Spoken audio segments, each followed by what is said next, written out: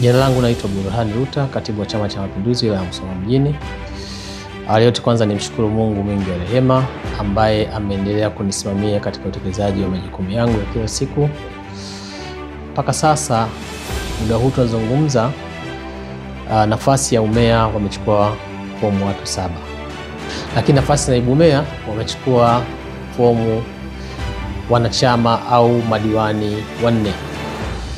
Lengo kubwa ni kupata uongozi ili kuiongoza manispaa yetu ya Musoma mjini.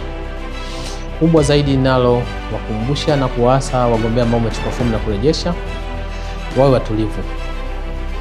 Kwa sababu kugombea sio lazima uteuliwe. Kubwa zaidi wajiepushe na swala zima la rushwa.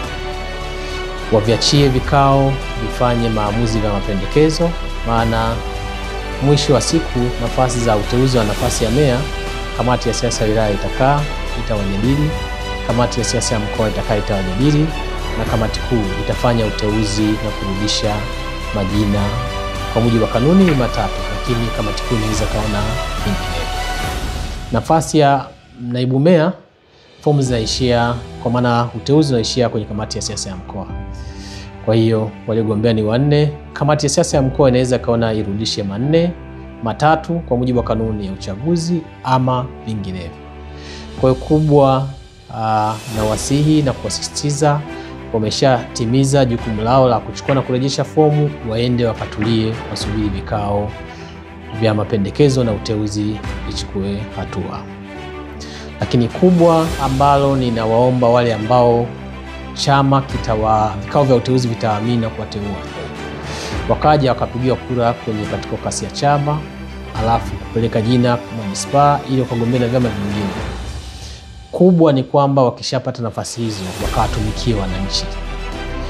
Maana ni kwamba kutokana na utendaji kazi wa Dr. Samia Suluhu Hassan ambao umeisha ndani ya miaka 4 na sasa ameanza awamu nyingine, mama ametenda makubwa, na hivyo tunaona ilani yetu imesheheni ahadi mbalimbali na kubwa za kuhakikisha wananchi wana move kutoka walipo na kwenda mbele.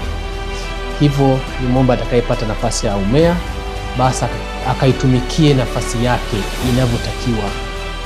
Asikize kero za wananchi, awatumikie wananchi, ahakikishe utekelezaji wa ilani, miradi yote iliyopangwa kutekelezwa na itakayoletwa kutekelezwa, fedha itakayoletwa isimamiwe inavyotakiwa. Na sisi kama chama tunasema tutakuwa bega kwa bega kuhakikisha kila fedha inayokuja mradi unatekelezwa kulingana na kiwango cha fedha kilicholetwa. Na mimi kama msimamizi wa ilani ya Chama cha Mapinduzi niwahakikishie wananchi wasio na wasiwasi na serikali ya Chama cha Mapinduzi. Tuko tayari kuwatumikia, tuliahidi na tutatekeleza kama tulivyoahidi. Naamini Mungu ndio wa kwanza atuongoze na tutangulie safari ya miaka 5, tutafanya vizuri zaidi na zaidi na zaidi.